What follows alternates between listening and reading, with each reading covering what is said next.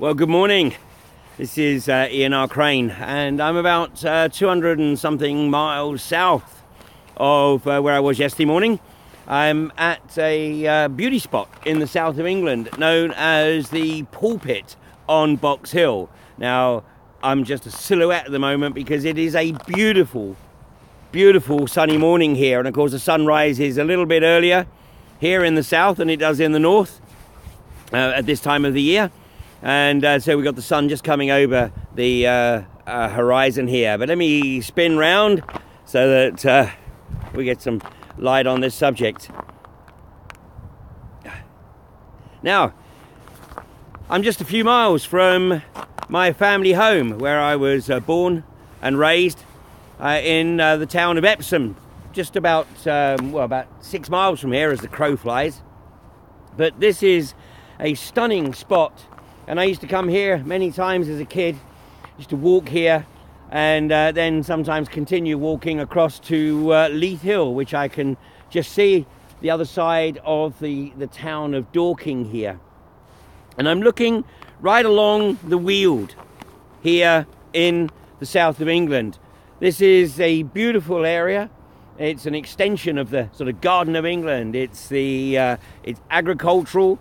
A lot of semi-rural communities here, and in fact Coldharbour, the village on Leith Hill, is regarded as one of the most remote villages, which sounds a bit ridiculous, in the southeast of England, where it's just literally probably about 18 or so miles from the centre of London. But just across this direction here is Brockham. And then a little bit further to the south is Horse Hill, and a little bit further to the southeast is Balcombe. And this is an area, just like the north of England, that is being targeted for unconventional hydrocarbons. Here it's tight oil. So this won't be fracking in the sense as in the north of England, but it's still fracking. It's acidization. It's known as an acid frac. So there you go. The clue is in the name. Because once again, the only way the hydrocarbons can be made to flow from this tight geology is to effectively apply a very aggressive process. And, well, the name really does say it all, doesn't it? Acid frac. So it's opening up the geology with the corrosive acid and then plugging the fissures with proppant, normally grains of sand, micro balls of silica. So the sad thing about the south of England is that the vast majority of people here are chasing the buck. And of course this is, deliberate, because they are effectively in debt slavery. Because they're encouraged to buy bigger and bigger houses, drive bigger and bigger cars, put their kids in more expensive school to keep up with the neighbours. And so, the vast majority right now are probably packed like cattle on the trains going into London. It's brilliant. It's absolutely brilliant. I mean, somebody once said the pen is mightier than the sword. Sign here, sir. And, can put yourself into hock so that you are effectively a slave to the system. And this is why, to all intents and purposes, the unconventional gas industry pretty much has the red carpet laid out for it here. Unconventional oil industry in this area has the red carpet laid out for it, because apart from a handful of people who do understand the magnitude of the threat here, the vast majority of them just don't have the time, even if they have the inclination.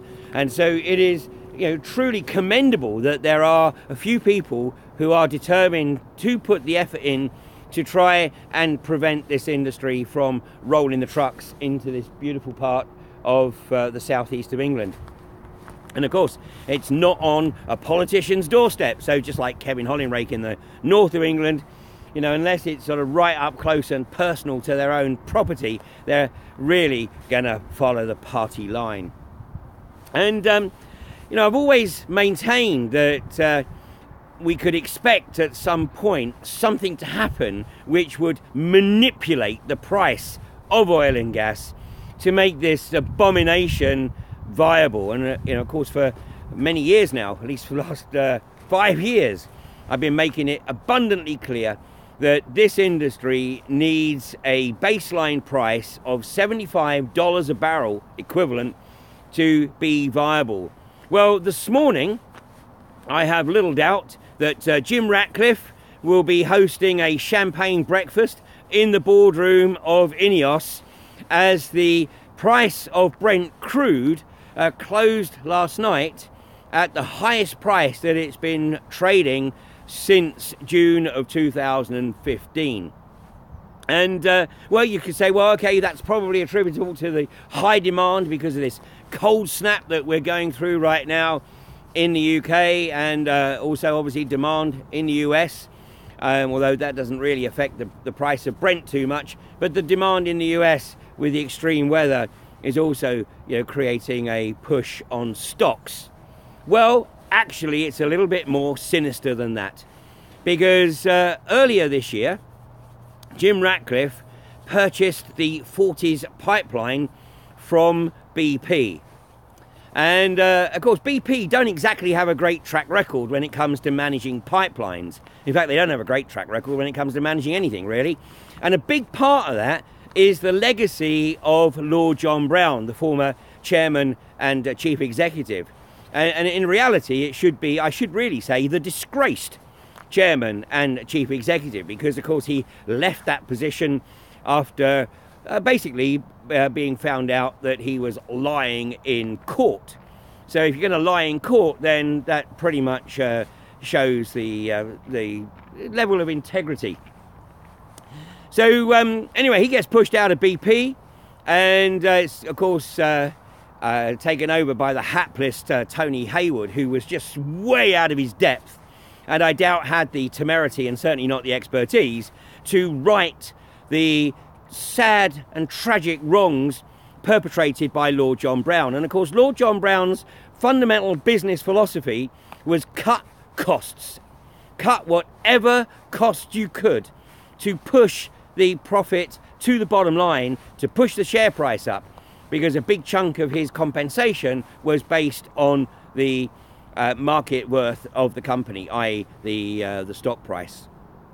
So one of the ways in which he did that, of course, was to cut expenditure on such things as routine maintenance, on health and safety, on protecting the environment, anything that could be cut, so that all expenditure effectively was directly related to generating revenue. Well, of course, that led to some horrendous incidents, not least the explosion in the Texas refinery about a little over a decade ago now. And then, of course, it led to massive spills in the Arctic tundra as BP failed to maintain the Trans-Alaskan pipeline. And it could be argued, of course, that that was continued and that BP had not exactly maintained the Forties Pipeline, the pipeline that brings a very significant chunk of oil and gas into onto mainland UK from the Forties field. Well, Jim Ratcliffe acquired that pipeline in April of this year to enhance his grip on the oil and gas industry in the UK. Well, a few days ago it was announced that the pipeline had sprung a leak and a number of families in the Aberdeen area had to be evacuated.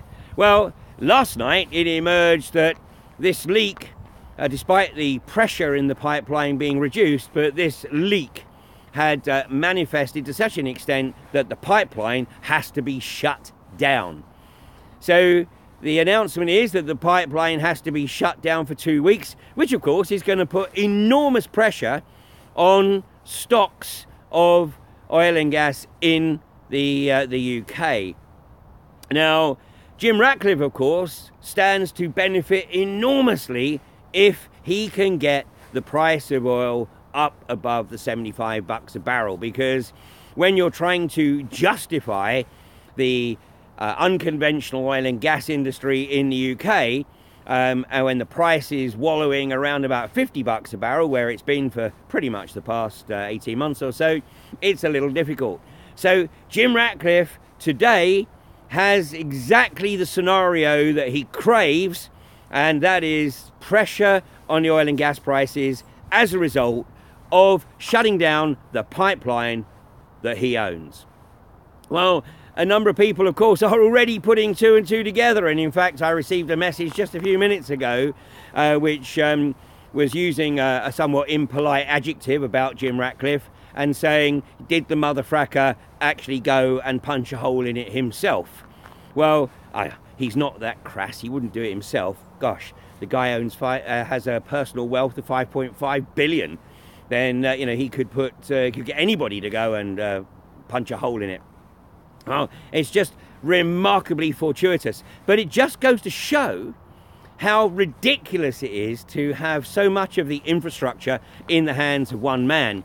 And, you know, forgive us if we are a little cynical about Jim Ratcliffe's approach, because it's just 4 years ago that he actually threatened to shut down the Grangemouth refinery as he brutally tried to destroy the trade unions at Grangemouth. And in fact, effectively, he did. And then INEOS made a video bragging about how they'd shut down and neutered and hamstrung the trade unions, and particularly Unite at the refinery in Grangemouth. But he also took the opportunity to blackmail £134 million from the British government to keep the refinery open. And then coincidentally, he manages to acquire a stunning super yacht known as Hampshire 2, which he bought for 130 million, and I gather that running costs of this yacht are 4 million a year. So thank you very much, British government, for giving Jim Ratcliffe a yacht, the running costs for a year, and helping him keep his refinery open. Now, I made the observation previously that it would seem that Jim Ratcliffe's personal wealth, which is reported as £5.5 billion, is roughly equal to the debt with which INEOS operates. Now, in a smaller business, that correlation would quite possibly be interpreted as embezzlement. But when you're operating a company the size of INEOS, which effectively has pretty much the monopoly on the production and distribution of refined fuel, and also plastics, of course, is the other side of Jim Ratcliffe's business, which is also under pressure. So this has come also at a nice time, because media was putting a lot of pressure on the plastics industry to try and reduce the toxic morasses that are littering the world's oceans right now as a result of the world's addiction to plastic. So this is a nice little distraction away from the plastics, and no doubt the media will of course present Jim Ratcliffe as the superhero who rushes to save the pipeline to get Britain's fuel supplies running again. So obviously this is pure conjecture on my part, but as is always the case, you know, don't take my word for it, take a look for yourself. But Jim Ratcliffe is acquiring more and more infrastructure. In fact, just a month after he secured the Forties Pipeline, he acquired Dong Energy from Denmark. Now, Dong Energy had significant interests in the North Sea, in the Norwegian sector, in the Danish sector, and in the UK sector. So we can see that Jim Ratcliffe is rapidly becoming the Mr. Burns of the UK in the 21st century. And basically, the British public need to stand up to oligarchs like this, who think they can literally control the economy and also control and manipulate society, and certainly control the government. So, you know, Ratcliffe right now is in a very, very powerful position. He has no shareholders. He's the majority owner of INEOS, and you know, basically he needs to be curtailed. And you know, I must confess that whilst I profess to be a benign capitalist, because I certainly believe that benign capitalism, where capitalists absolutely understand their role and the need to have a social responsibility. But Jim Ratcliffe is not a capitalist. He is a rampant corporatist. He is totally out of control. Like many of the corporations, they are not interested in anything other than their own personal wealth. So, you know, today's villain of the piece is Jim Ratcliffe, and it's absolutely essential that people do understand the significance of what he is buying. And in fact, the Labour Party should start to be calling for an investigation into his holdings. I mean, you know, the Securities and Exchange Commission should, of course, be taking a look at this, because it is antitrust. It is seeking to establish a monopoly.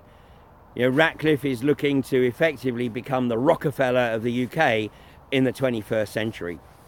And the knock-on effect is that all of these other tin pot outfits, like Europa, who are looking to drill or establish a pad on the slopes of Leith Hill, you know, one of the few remaining ancient forests here in the south of England.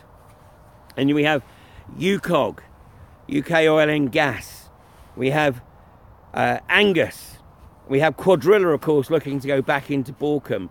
All of these companies this morning will be going, yes, thank you, Jim. And Jim, maybe you're going to find that, you know, that leak takes a little bit longer than 2 weeks to repair, because the longer it takes to repair that leak, the higher the price of oil, and the more likely it is that we're going to be able to push this abomination on the British public, and we're going to be able to shut down all of those naysayers, and the anti-fracking community will become the villains of the piece as the country craves oil and gas to stay warm in the cold spell that is forecast to hit us over the next few weeks. -4 here today, -12 forecast apparently at some point in the next few weeks. So, you know, what can you say when you've got the likes of Jim Ratcliffe running rampant over society effectively, because he has the personal wealth? Well, he does if you ignore the INEOS debt. But, you know, maybe there should be some legislation which actually says that, you know, a business owner can only really start to take obscene profits once the business is truly profitable, not the Ponzi scheme that is INEOS.